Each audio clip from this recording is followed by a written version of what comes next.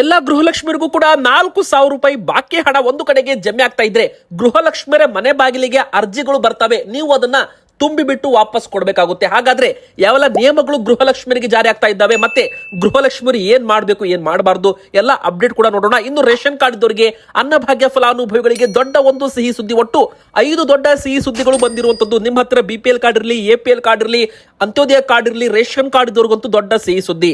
ಇನ್ನು gas cylinder ಬಳಕೆ ಮಾಡೋರಿಗೂ ಕೂಡ ದೊಡ್ಡ ಒಂದು ಸಿಹಿ ಸುದ್ದಿ ಬಂದಿದೆ. ಇನ್ನೊಂದು ಕಡೆಗೆ ಶಾಕಿಂಗ್ ಸುದ್ದಿ ಕೂಡ ಬಂದಿದೆ. ಅಮೆರಿಕ ಮತ್ತು ಇರಾನ್ ನಡುವೆ ಯುದ್ಧ ಮತ್ತೆ ಪ್ರಾರಂಭವಾಗಿದೆ. ಮತ್ತೆ ಗ್ಯಾಸ್ ಸಿಲಿಂಡರ್ ಸಮಸ್ಯೆ ಕಾಡುತ್ತೆ ಎಂಬುವ ಪ್ರಶ್ನೆ. ಹೀಗಾಗಿ ಗ್ಯಾಸ್ ಸಿಲಿಂಡರ್ ಮತ್ತೆ ಮಿತವಾಗಿ ಬಳಸಬೇಕಾಗುತ್ತೆ ಅಂತ ಕೂಡ ಹೇಳಲಾಗ್ತಾ ಇದೆ. ಯಾಕಂದ್ರೆ ಮತ್ತೆ ಹೋರ್ಮಜ್ ಜಲಸಂಧಿ ಬಂದ್ ಆಗಿದೆ. ಇತ್ತ ಕಚ್ಚಾ ತೈಲ ಬೆಲೆ $100 ಕ್ರಾಸ್ ಆಗ್ತಾ ಇದೆ ಒಂದು ಬ್ಯಾರಲ್ಗೆ. ಇತ್ತ ಭಾರತದ ಹಡಗುಗಳಿಗೂ ಕೂಡ ನಿರ್ಬಂಧ ಹೇರಲಾಗ್ತಾ ಇದೆ ಅಂತೆ. ಸೊ ಇದೊಂದು ಕಡೆಗೆ ಶಾಕಿಂಗ್ ಸುದ್ದಿ. ಮತ್ತೆ ಯುದ್ಧದ ಕಾರಣ ಬಂಗಾರ ಮತ್ತು ಬೆಳ್ಳಿ ಎರಡೂ ಕೂಡ ಬೆಲೆ ಭಾರಿ ಒಂದು ಇಳಿಕೆ ಕೂಡ ಆಗ್ತಾ ಇರುವಂತದ್ದು. ಹಾಗಾದ್ರೆ ಇವತ್ತು ಎಷ್ಟು ಬೆಲೆ ಇಳಿಕೆ ಆಗಿದೆ, ಈಗ ತಗೋಬೇಕಾ ಬೇಡ ಎಂಬ ಪ್ರಶ್ನೆ ಕೂಡ ಬರುತ್ತೆ. ಹಾಗಾದ್ರೆ ಏನಾಗುತ್ತೆ ನೋಡೋಣ. ಅದನ್ನು ಕೂಡ ಈ ವಿಡಿಯೋದಲ್ಲಿ ನಾವು ನಿಮಗೆ ಅಪ್ಡೇಟ್ ಈಗ ಕೊಟ್ಟಿರುವಂತದ್ದು. ಸೊ ವಿಡಿಯೋನ ಪೂರ್ತಿಯಾಗಿ ದಯವಿಟ್ಟು ಕೊನೆ ತನಕ ನೋಡಿ. ಇನ್ನು ಕರ್ನಾಟಕದಲ್ಲಿ ಒಟ್ಟು 15 ಜಿಲ್ಲೆಗಳಿಗೆ ಮುಂದಿನ 3 ರಿಂದ 4 ದಿನಗಳ ಕಾಲ ಗುಡುಗು ಸಿಡಿಲು ಸಮೇತ ಭಾರಿ ಮಳೆ ಆಗುತ್ತೆ. ಸೊ ಯಾವೆಲ್ಲ ಜಿಲ್ಲೆಗಳಿಗೆ ಭಾರಿ ಮಳೆ ಆಗುತ್ತೆ ಅದನ್ನು ಕೂಡ ಈ ವಿಡಿಯೋದಲ್ಲಿ ಆ ಒಂದು ಜಿಲ್ಲೆಗಳ ಹೆಸರನ್ನು ಕೂಡ ಹೇಳಿದ್ದೇವೆ. ನಿಮ್ಮ ಜಿಲ್ಲೆ ಹೆಸರು ಇದೆಯೋ ಇಲ್ವೋ ನೀವು ನಮಗೆ ಕಮೆಂಟ್ ಅಲ್ಲಿ ತಿಳಿಸಬಹುದು. ಸೊ ವಿಡಿಯೋನ ದಯವಿಟ್ಟು ಪೂರ್ತಿಯಾಗಿ ನೋಡಿ. ಮೊದಲಿಗೆ ಎಲ್ಲಾ ಗೃಹಲಕ್ಷ್ಮಿಯವರು ಮತ್ತು ರೇಷನ್ ಕಾರ್ಡ್ ಇದ್ದವರು ದಯವಿಟ್ಟು ವಿಡಿಯೋಗೆ ಒಂದು ಲೈಕ್ ಮಾಡೋದ್ರ ಮೂಲಕ ವಿಡಿಯೋಗೆ ಪ್ರತಿಯೊಬ್ಬರು ಕೂಡ ಸಪೋರ್ಟ್ ಮಾಡೋದನ್ನ ಮರಿಬೇಡಿ. ಹಾಗೂ ಪ್ರತಿಯೊಬ್ಬರು ಕಮೆಂಟ್ ಬಾಕ್ಸ್ ಅಲ್ಲಿ ನಾವು ಕೇಳೋ ಪ್ರಶ್ನೆಗೆ ದಯವಿಟ್ಟು ಕಮೆಂಟ್ ಮೂಲಕ ಉತ್ತರ ಕೊಡಿ. ನಿಮಗೆ 31ನೇ ಕಂತು ಗೃಹಲಕ್ಷ್ಮಿ ಯೋಜನೆ ಹಣ ಜಮೆ ಆಗಿದೆ. ಯಾಕಂದ್ರೆ ಈಗ 32ನೇ ಕಂತು ಹಣ ಬಿಡುಗಡೆ ಆಗುವ ಸಾಧ್ಯತೆ ಇರುವಂತದ್ದು. ನೋಡಿ, ಒಂದು ಕಡೆಗೆ ಗೃಹಲಕ್ಷ್ಮಿ ಮರು ಅರ್ಜಿ ಪ್ರಕ್ರಿಯೆ ಈಗ ಪ್ರಾರಂಭವಾಗ್ತಾ ಇದೆ. ಅಂದ್ರೆ ಅಧಿಕೃತವಾಗಿ ಯಾವಾಗ ಪ್ರಾರಂಭವಾಗುತ್ತೆ ಎಂಬುದಕ್ಕೆ ಇನ್ನೂ ಕೂಡ ಅಪ್ಡೇಟ್ ಬಂದಿಲ್ಲ. ಆದ್ರೆ ಗೃಹಲಕ್ಷ್ಮಿಯರು ಎಲ್ಲ ದಾಖಲೆಗಳನ್ನ ರೆಡಿ ಇಟ್ಕೊಳ್ಳಿ. ಯಾಕಂದ್ರೆ ಮರು ಅರ್ಜಿ ಪ್ರಕ್ರಿಯೆ ಇನ್ನು ಕೆಲವೇ ದಿನಗಳಲ್ಲಿ ಪ್ರಾರಂಭವಾಗುತ್ತೆ. ಇನ್ನು ಕಡ್ಡಾಯವಾಗಿ ನಿಮ್ಮ ಒಂದು ಮೊಬೈಲ್ ಸಂಖ್ಯೆ, ಅಂದ್ರೆ ನೋಡಿ, ಗೃಹಲಕ್ಷ್ಮಿಯರು ನಿಮ್ಮದೇ ಮೊಬೈಲ್ ಸಂಖ್ಯೆನ ನಿಮ್ಮ ಬ್ಯಾಂಕ್ ಅಕೌಂಟ್ಗೆ ಲಿಂಕ್ ಮಾಡಿಸಿರಬೇಕು. ಬೇರೆಯವರದ್ದು ಮೊಬೈಲ್ ನಂಬರ್ ಕೊಟ್ಟಿದ್ರೆ, ಯೋಜನೆಗೆ ಜಾಯ್ನ್ ಆಗುವಾಗ ಬೇರೆಯವರ ಮೊಬೈಲ್ ನಂಬರ್ ಕೊಟ್ಟಿದ್ರೆ ಅವಾಗ ನೋಡಿ ಆ ಒಂದು ಮೊಬೈಲ್ ಸಂಖ್ಯೆಗೆ OTP ಹೋಗುತ್ತೆ. ಆ ಒಂದು OTP ನೀವು ಅಲ್ಲಿ ಮರು ಅರ್ಜಿ ಪ್ರಕ್ರಿಯೆಯಲ್ಲಿ ಎಂಟರ್ ಮಾಡಬೇಕಾಗಿ ಬರಬಹುದು. ಅವಾಗ ನಿಮಗೆ ಆ ಒಂದು ಮೊಬೈಲ್ ಸಂಖ್ಯೆನೇ ಗೊತ್ತಿಲ್ಲ ಅಂದ್ರೆ ನಿಮಗೆ ಸಮಸ್ಯೆ ಆಗಬಹುದು ವೀಕ್ಷಕರೇ. ಸೊ ಆ ಒಂದು ಮೊಬೈಲ್ ಸಂಖ್ಯೆ ನೀವು ರೆಡಿ ಇಡಬೇಕಾಗುತ್ತೆ. ಅಂದ್ರೆ ಗೃಹಲಕ್ಷ್ಮಿ ಯೋಜನೆಗೆ ಜಾಯ್ನ್ ಆಗುವಾಗ ಯಾವ ಮೊಬೈಲ್ ನಂಬರ್ ಕೊಟ್ಟಿದ್ರಲ್ಲ, ಮತ್ತೆ ಆಧಾರ್ ಕಾರ್ಡ್ಗೆ ಲಿಂಕ್ ಇದ್ದ ಮೊಬೈಲ್ ಸಂಖ್ಯೆ ಇವೆಲ್ಲ ಕೂಡ ರೆಡಿ ಇಟ್ಕೊಳ್ಳಿ.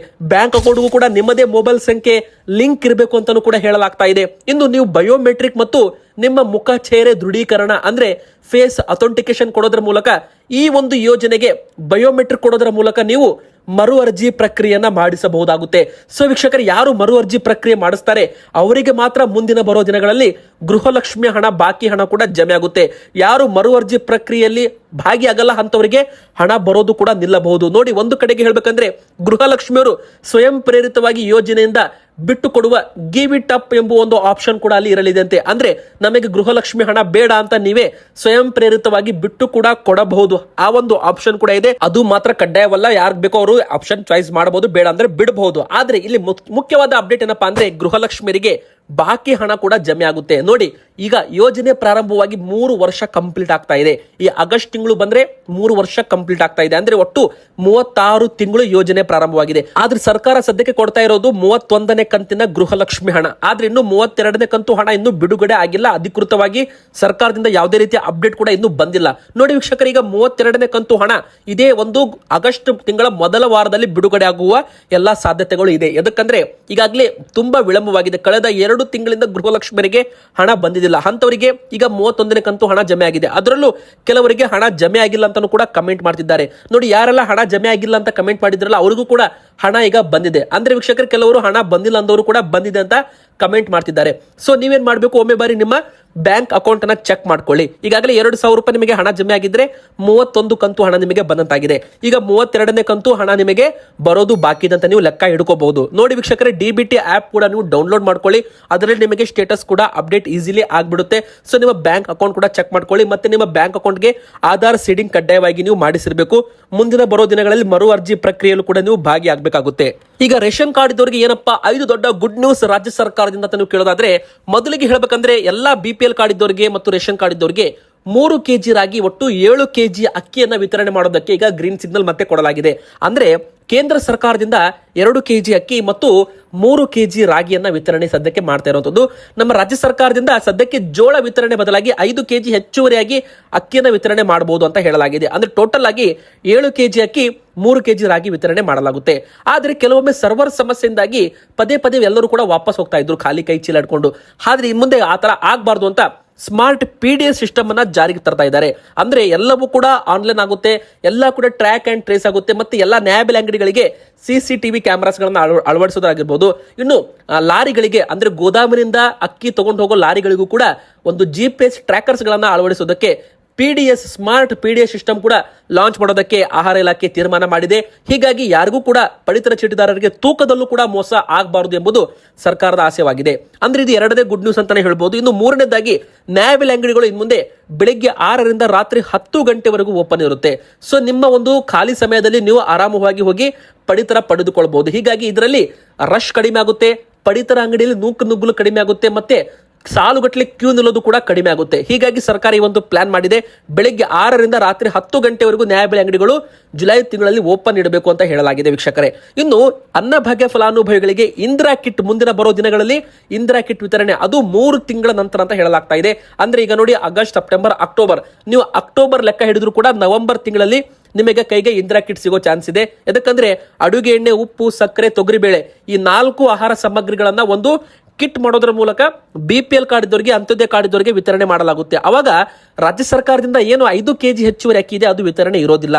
ಅಂದ್ರೆ ಅಕ್ಕಿ ಬದಲಾಗಿ ಇಂದಿರಾ ಕಿಟ್. ಆದ್ರೆ ಕೇಂದ್ರ ಸರ್ಕಾರದಿಂದ ಅಕ್ಕಿ ಮತ್ತು ರಾಗಿ ಏನಿದೆ ಅದು ವಿತರಣೆ ಮಾಡ್ತಿರ್ತಾರೆ. ಅಂದ್ರೆ ಇತ್ತ ನಿಮಗೆ ಕೇಂದ್ರ ಸರ್ಕಾರದಿಂದ ಅಕ್ಕಿ ಮತ್ತು ರಾಗಿ ಕೂಡ ಸಿಗುತ್ತೆ. ಇತ್ತ ನಮ್ಮ ಕರ್ನಾಟಕ ಸರ್ಕಾರದಿಂದ ನಿಮಗೆ ಅಡುಗೆ ಎಣ್ಣೆ, ಉಪ್ಪು, ಸಕ್ಕರೆ, ತೊಗರಿಬೇಳೆ ಒಟ್ಟು 6 ಆಹಾರ ಸಾಮಗ್ರಿಗಳು ಸಿಕ್ಕಂತಾಗುತ್ತೆ ಅಂತ ಹೇಳ್ಬೋದು.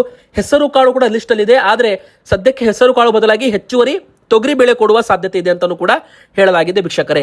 ಇನ್ನು ಗ್ಯಾಸ್ ಸಿಲಿಂಡರ್ ಬಳಕೆದಾರರು ಕೂಡ ಸಿಹಿ ಸುದ್ದಿ, ಸಬ್ಸಿಡಿ ಯೋಜನೆ ಮುಂದುವರಿಯುತ್ತೆ ಅಂತ ಕೇಂದ್ರ ಸರ್ಕಾರ ಹೇಳಿದೆ. ನೋಡಿ, ಏನು ಒಂದು ಗ್ಯಾಸ್ ಸಿಲಿಂಡರ್ಗೆ 300 ರೂಪಾಯಿ ಸರ್ಕಾರ ಸಬ್ಸಿಡಿ ಕೊಡ್ತಾ ಇದೆ. ಪ್ರಧಾನಮಂತ್ರಿ ಅವರ ಉಜ್ವಲ ಯೋಜನೆ ಫಲಾನುಭವಿಗಳಿಗೆ ಮಾತ್ರ ಇದು ಅಪ್ಲೈ ಆಗುತ್ತೆ.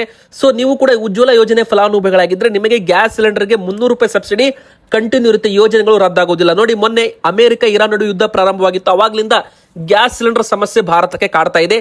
ಮತ್ತೆ ಬೆಲೆ ಕೂಡ ಏರಿಕೆ ಆಗಿರೋದು ನಿಮಗೆಲ್ಲ ಗೊತ್ತೇ ಇದೆ. ಆದ್ರೆ ಗೃಹ ಬಳಕೆಯ ಒಂದು ಗ್ಯಾಸ್ ಸಿಲಿಂಡರ್ ಬೆಲೆ ಅಷ್ಟು ಏರಿಕೆ ಆಗಿಲ್ಲ compare to commercial gas cylinder. ಅಂದ್ರೆ ಕಮರ್ಷಿಯಲ್ ಗ್ಯಾಸ್ ಸಿಲಿಂಡರ್ ಬೆಲೆ ಭಾರಿ ಪ್ರಮಾಣದಲ್ಲಿ ಏರಿಕೆ ಆಗಿದ್ದು 3,000 ರೂಪಾಯಿ ಗಡಿ ದಾಟಿದ್ದು. ಇನ್ನು ಗೃಹ ಬಳಕೆ ಗ್ಯಾಸ್ ಸಿಲಿಂಡರ್ ಬೆಲೆ ಇನ್ನು ಅದಕ್ಕೆ ಕೊಡ್ತಾ ಇದ್ದ 300 ರೂಪಾಯಿ ಸಬ್ಸಿಡಿ ಇದೆ, ಅದನ್ನ ನಿಲ್ಲಿಸಲ್ಲ ಅಂತ ಒಂದು ಕೇಂದ್ರ ಸರ್ಕಾರ ಹೇಳಿರುವಂತದ್ದು. ಸೊ ನೀವು ಕೂಡ ಉಜ್ವಲ ಯೋಜನೆ ಫಲಾನುಭವಿಗಳಿದ್ರೆ ಒಂದು ಗುಡ್ ನ್ಯೂಸ್ ಅಂತಾನೆ ಹೇಳ್ಬಹುದು. ಇನ್ನೊಂದು ಕಡೆಗೆ ಕಚ್ಚಾ ತೈಲ ಬೆಲೆ ಏರಿಕೆ ಆಗ್ತಾ ಇದೆ. ನೋಡಿ, ಅಮೆರಿಕ ಮತ್ತು ಇರಾನ್ ನಡುವೆ ಮತ್ತೆ ಯುದ್ಧ ಪ್ರಾರಂಭವಾಗಿದೆ. ಅಂದ್ರೆ ಭಾಗ 2 ಅಂತಾನೆ ಹೇಳ್ಬಹುದು. ಈಗ ಮತ್ತೆ ಕಚ್ಚಾ ತೈಲ ಬೆಲೆ ಏರಿಕೆ ಆಗಿದೆ. ಮತ್ತೆ ಇನ್ನೊಂದು ಕಡೆಗೆ ಹೋರ್ಮಜ್ ಜಲಸಂಧಿ ಕೂಡ ಬಂದ್ ಆಗಿದೆ. ಹೀಗಾಗಿ ಆದಷ್ಟು ನೀವು ಗ್ಯಾಸ್ ಸಿಲಿಂಡರ್ ಮಿತವಾಗಿ ಬಳಸಬೇಕಾಗುತ್ತೆ. ಯಾಕಂದ್ರೆ ಮತ್ತೆ ಹೋರ್ಮಜ್ ಜಲಸಂಧಿ ಬಂದ್ ಆಗಿರೋದ್ರಿಂದ ಮತ್ತೆ ಭಾರತಕ್ಕೆ ಬೆಲೆ ಏರಿಕೆ ಬಿಸಿ ಮುಟ್ಟಬಹುದು, ಅಥವಾ ಎರಡನೇದಾಗಿ ಗ್ಯಾಸ್ ಸಿಲಿಂಡರ್ ಸಮಸ್ಯೆ ಕಾಡಬಹುದು. ಯಾಕಂದ್ರೆ ಈ ಬಾರಿ ಯುದ್ಧ ಮತ್ತಷ್ಟು ಭೀಕರವಾಗಿರುವಂತದ್ದು. ಸೊ ವೀಕ್ಷಕರೇ, ಪ್ರತಿಯೊಬ್ಬರು ಕೂಡ ಆದಷ್ಟು ಗ್ಯಾಸ್ ಸಿಲಿಂಡರ್ ಅನ್ನ ಮಿತವಾಗಿ ಬಳಸಿ. ಇನ್ನು ಪ್ರತಿಯೊಬ್ಬರು ಕಡ್ಡಾಯವಾಗಿ ನೀವು ಕೂಡ PNG ಕನೆಕ್ಷನ್ ಹೊಂದಿದ್ರೆ LPG ಕನೆಕ್ಷನ್ ಅನ್ನ ಬಿಟ್ಕೊಡ್ಬೇಕಾಗುತ್ತೆ. ಇದು ಒಂದು ನಿಯಮ ಕೂಡ ಈಗ ಜಾರಿಗೆ ಬಂದಿದೆ. ಇದು ಒಂದು ರೂಲ್ಸ್ ಅಂತಾನೆ ಹೇಳ್ಬೋದು. ಪೈಪ್ ಲೈನ್ ಮೂಲಕ ಗ್ಯಾಸ್ ಕನೆಕ್ಷನ್ ಇದ್ದವರು LPG ಕನೆಕ್ಷನ್ ಪಡೆಯುವಂತಿಲ್ಲ. ಈಗಾಗಲೇ ಪಡಿತಾ ಇದ್ರೆ ಅದನ್ನ ಸ್ವಯಂ ಪ್ರೇರಿತವಾಗಿ ವಾಪಸ್ ಕೊಡಬೇಕು ಅಂತ ಕೇಂದ್ರ ಸರ್ಕಾರ ಹೇಳಿದೆ. ಇನ್ನು ಪೆಟ್ರೋಲ್ ಮತ್ತು ಡೀಸೆಲ್ ಬೆಲೆ ಕೂಡ ಏರಿಕೆ ಆಗುತ್ತಾ, ಅಥವಾ ಈಗಾಗಲೇ ಏರಿಕೆ ಮಾಡಿದ್ದಾರೆ, ಅದು ಇಳಿಕೆ ಆಗಬೇಕಾಗಿತ್ತು. ಆದ್ರೆ ಸದ್ಯಕ್ಕೆ ಇಳಿಕೆ ಮಾಡೋ ಪ್ರಸ್ತಾಪ ಕೇಂದ್ರ ಸರ್ಕಾರದ ಮುಂದೆ ಇಲ್ಲ ಅಂತಾನೂ ಕೂಡ ಹೇಳಲಾಗಿದೆ. ಇನ್ನು ಪೆಟ್ರೋಲ್ಗೆ ಎಥನಾಲ್ ಮಿಕ್ಸ್ ಮಾಡೋದು ಬಹುತೇಕ ಖಚಿತವಾಗಿದೆ ಮತ್ತು ಮುಂದಿನ ಬರೋ ದಿನಗಳಲ್ಲಿ ಭಾರತದಲ್ಲಿ E20 ಪೆಟ್ರೋಲ್ ಮಾರಾಟವಾಗೋದು ಕೂಡ ಫಿಕ್ಸ್ ಅಂತ ಹೇಳಲಾಗಿದೆ. ಅಂದ್ರೆ ತುಂಬಾ ಜನ ಬೇಡ ಬೇಡ ಅಂತ ವಿರೋಧ ಪಡ್ತಾ ಇದ್ರು ಕೂಡ ಸರ್ಕಾರ ಇಲ್ಲ, ಎಥನಾಲ್ ಮಿಕ್ಸ್ ಮಾಡಿದ ಪೆಟ್ರೋಲ್ ಮಾರಾಟ ಮಾಡ್ತೀವಿ ಅಂತಾನೂ ಕೂಡ ಹೇಳಿಕೆಯನ್ನ ಕೊಟ್ಟಿರುವಂತದ್ದು. ಇನ್ನು ವೀಕ್ಷಕರೇ, ಮತ್ತೆ ಕರ್ನಾಟಕದಲ್ಲಿ ಭಾರಿ ಒಂದು ಮಳೆ ಅಂತಾನೆ ಹೇಳ್ಬೋದು. ಹಾಗಾದ್ರೆ ಮುಂದೆ 4ರಿಂದ 5 ದಿನಗಳ ಕಾಲ ಗುಡುಗು ಸಿಡಿಲು, ಭಾರಿ ಗಾಳಿ ಸಮೇತ ಭಾರಿ ಒಂದು ಮಳೆ ಆಗುತ್ತೆ ಅಂತ ಭಾರತೀಯ ಹವಾಮಾನ ಇಲಾಖೆ ಮಾಹಿತಿ ಕೊಟ್ಟಿದೆ. ಮಲೆನಾಡು ಮತ್ತು ಕರಾವಳಿ ಜಿಲ್ಲೆಗಳಲ್ಲಿ ಭಾರಿ ಒಂದು ಮಳೆ ಆಗುತ್ತೆ. ಅಂದ್ರೆ ಉಡುಪಿ ಮತ್ತು ಉತ್ತರ ಕನ್ನಡ, ದಕ್ಷಿಣ ಕನ್ನಡ ಮತ್ತು ಚಿಕ್ಕಮಗಳೂರು, ಕೊಡಗು, ಶಿವಮೊಗ್ಗ, ಮಲೆನಾಡಿನ ಈ ಭಾಗದಲ್ಲಿ ಭಾರಿ ಒಂದು ಮಳೆ ಆಗುತ್ತೆ. 3-4 ದಿನಗಳ ಕಾಲ ಈ ಭಾಗದಲ್ಲಿ ಜನರು ಸ್ವಲ್ಪ ಹುಷಾರಾಗಿರ್ಬೇಕು, ಎಚ್ಚರವಾಗಿರ್ಬೇಕು. ಮತ್ತೆ ಮಳೆ ಬೀಳುವಾಗ ಮರದ ಕೆಳಗಡೆ ನಿಲ್ಲಬೇಡಿ ಅಂತಾನೂ ಕೂಡ ಇಲ್ಲಿ ಹೇಳಲಾಗಿದೆ ವೀಕ್ಷಕರೇ. ಇನ್ನು ಅಷ್ಟು ಮಾತ್ರವಲ್ಲದೆ ಗಾಳಿ ವೇಗ ಕೂಡ ಭಾರಿ ಸ್ಪೀಡ್ ಇರಲಿದೆ. ಅಂದ್ರೆ ಗಂಟೆಗೆ 40 ಕಿಲೋಮೀಟರ್ ವೇಗದಲ್ಲಿ ಭಾರಿ ಗಾಳಿ ಬೀಸೋದ್ರಿಂದನೂ ಕೂಡ ಭಾರಿ ಮಳೆ ಆಗಬಹುದು. ಕರಾವಳಿ ಜನರಿಗೆ ಒಂದು ಎಚ್ಚರಿಕೆಯನ್ನ ಸೂಚನೆ ಅಂತಾನೆ ಹೇಳ್ಬಹುದು. ಇನ್ನು ಉತ್ತರ ಒಳನಾಡಿನ ಜಿಲ್ಲೆಗಳಾದ ಬಾಗಲಕೋಟೆ, ಬೆಳಗಾವಿ, ಹುಬ್ಬಳ್ಳಿ, ಧಾರವಾಡ, ಬೀದರ್, ಹಾವೇರಿ, ಗದಗ, ಕಲಬುರಗಿ, ರಾಯಚೂರು, ವಿಜಯಪುರ, ಯಾದಗಿರಿಯಲ್ಲಿ ಮತ್ತು ಕೊಪ್ಪಳದಲ್ಲಿ ಈ ಒಂದು ಭಾಗದಲ್ಲೂ ಕೂಡ ಬಿರುಗಾಳಿ ಬೀಸಲಿದೆ. ಆದರೆ ಸಾಧಾರಣ ಮಳೆ ಆಗುವ ಸಂಭವ ಇದೆ. ಬೆಳಗಾವಿ ಜಿಲ್ಲೆಯಲ್ಲಿ ಭಾರಿ ಮಳೆ ಆಗುತ್ತೆ ಅಂತ ಹೇಳಲಾಗಿದೆ ವೀಕ್ಷಕರೇ. ಇನ್ನು ಕೊನೆಯದಾಗಿ ಬೆಂಗಳೂರು ನಗರ, ಬೆಂಗಳೂರು ಗ್ರಾಮಾಂತರದಲ್ಲಿ ಮೋಡ ಕವಿದ ವಾತಾವರಣ, ಚಳಿ ಪ್ರಮಾಣ ಜಾಸ್ತಿ ಆಗಿದೆ. ಹೀಗಾಗಿ ಮನೆಯಲ್ಲಿ ಚಿಕ್ಕ ಮಕ್ಕಳು ಇದ್ರೆ, ಸ್ಪೆಷಲಿ ವಯಸ್ಸಾದವರು ಇದ್ರೆ ಅಥವಾ ಯಾರಾದ್ರೂ ಉಸಿರಾಟದ ಸಮಸ್ಯೆ ಇದ್ದವರು ಇದ್ರೆ ಅವರು ಕೂಡ ಸ್ವಲ್ಪ ಹುಷಾರಾಗಿರ್ಬೇಕು, ಎಚ್ಚರವಾಗಿರ್ಬೇಕು. ಯಾಕಂದ್ರೆ ಈಗ ಸೀಸನಲ್ ಫೀವರ್ ಕೂಡ ಶುರುವಾಗಿದೆ ಅಂತ ಹೇಳಲಾಗಿದೆ. ಮತ್ತೆ ಬಂಗಾರ ಮತ್ತು ಬೆಳ್ಳಿ ಬೆಲೆಯಲ್ಲಿ ಭಾರಿ ಒಂದು ಇಳಿಕೆ ಆಗ್ತಾ ಇದೆ. ಹೌದು, ಅಮೆರಿಕ ಮತ್ತು ಇರಾನ್ ನಡುವೆ ಯುದ್ಧ ಶುರುವಾಗಿದ್ದರಿಂದ ಬಂಗಾರ ಬೆಳ್ಳಿ ಬೆಲೆ ಇಳಿಕೆ ಆಗ್ತಾ ಇದೆ. ಯುದ್ಧಗಳು ಪ್ರಾರಂಭವಾದರೆ ಬೆಲೆಗಳು ಏರಿಕೆ ಆಗಬೇಕು ಅಂತ ಎಲ್ಲರೂ ಹೇಳ್ತಾರೆ. ಆದ್ರೆ ವೀಕ್ಷಕರು, ಈ ಬಾರಿ ಉಲ್ಟಾ ಆಗಿರೋದು ಎದಕ್ಕಪ್ಪ ಅಂದ್ರೆ ಕಚ್ಚಾ ತೈಲಗಳ ಬೆಲೆ ಏರಿಕೆ ಆಗ್ತಾ ಇದೆ. ಇತ್ತ ನರೇಂದ್ರ ಮೋದಿಜಿಯವರು ಕೂಡ 1 ವರ್ಷಗಳ ಕಾಲ ಬಂಗಾರದಲ್ಲಿ ಹೂಡಿಕೆ ಮಾಡಬೇಡಿ ಅಂತ ನೇರವಾಗಿ ಒಂದು ಸಲಹೆ ಜನರಿಗೆ ಕೊಟ್ಟಿರುವಂತದ್ದು.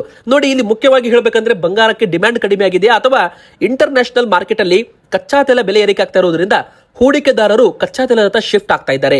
ಅಂದ್ರೆ ಲಾಭ ಮಾಡಬೇಕು ಅಂತಾನೆ ಹೂಡಿಕೆದಾರರು ಅಂದ್ರೆ ಯಾರು, ಇಂಟರ್ನ್ಯಾಷನಲ್ ಮಾರ್ಕೆಟ್ ಅಲ್ಲಿ ಇಂಟರ್ನ್ಯಾಷನಲ್ ಲೆವೆಲ್ ಅಲ್ಲಿ ಟ್ರೇಡ್ ಮಾಡ್ತಾರೆ.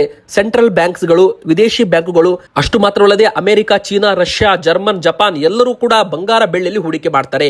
ಸೊ ಅವರು ಈಗ ಏನ್ ಮಾಡ್ತಿದ್ದಾರೆ, ಕಚ್ಚಾ ತೈಲದಲ್ಲಿ ಹಣವನ್ನು ಹೂಡಿಕೆ ಮಾಡ್ತಿದ್ದಾರೆ ಲಾಭ ಬರಬೇಕು ಅಂತ. ಹೀಗಾಗಿ ಕಚ್ಚಾ ತೈಲ ಬೆಲೆ ಏರಿಕೆ ಆಗ್ತಾ ಇದೆ, ಬಂಗಾರ ಬೆಳ್ಳಿ ಬೆಲೆ ಇಳಿಕೆ ಆಗ್ತಾ ಇದೆ. ಹಾಗಾದ್ರೆ ಬಂಗಾರದ ಬೆಲೆ ಎಷ್ಟು ಇಳಿಕೆ ಆಗಿದೆ ಅಂತ ನೀವು ಕೇಳೋದಾದ್ರೆ, ಕಳೆದ 2 ತಿಂಗಳಲ್ಲಿ ಬಂಗಾರದ ಬೆಲೆ ಬರೋಬ್ಬರಿ 14,000 ರೂಪಾಯಿ 10 ಗ್ರಾಮ್ ಮೇಲೆ ಇಳಿಕೆ ಆಗಿದೆ. ಅಂದ್ರೆ 1,58,000 ರೂಪಾಯಿ ಇದ್ದ 10 ಗ್ರಾಮ್ ಬೆಲೆ ಈಗ 1,44,000 ರೂಪಾಯಿಗೆ ಬಂದು ನಿಂತಿರುವಂತದ್ದು. ಮತ್ತೆ ಇದ್ರ ಮೇಲೆ 3% GST ಕೂಡ ಎಕ್ಸ್ಟ್ರಾ ಇರುತ್ತೆ. ಇನ್ನು ಬೆಳ್ಳಿ ಬೆಲೆ 3 ಲಕ್ಷ ರೂಪಾಯಿ ಇತ್ತು 2 ತಿಂಗಳ ಹಿಂದೆ. ಮೇ ತಿಂಗಳಲ್ಲಿ 3 ಲಕ್ಷ ರೂಪಾಯಿ ಇತ್ತು 1 kgಗೆ. ಆದ್ರೆ ಈಗ 2,40,000 ರೂಪಾಯಲ್ಲಿ ರೇಂಜ್ ಬೌಂಡ್ ಮೂವ್ಮೆಂಟ್ ಅಲ್ಲಿ ಸಿಕ್ಕಾಕಿಕೊಂಡಿದೆ. ಅಂದ್ರೆ ಬಂಗಾರ ಮತ್ತು ಬೆಳ್ಳಿ ಬೆಲೆ ಬರೋಬ್ಬರಿ ಬೆಳ್ಳಿ 60,000 ರೂಪಾಯಿ ಇಳಿಕೆ ಆಗಿದ್ರೆ ಬಂಗಾರ 13,14,000 ರೂಪಾಯಿ ಇಳಿಕೆಯಲ್ಲಿ ಸಾಗ್ತಾ ಇದೆ.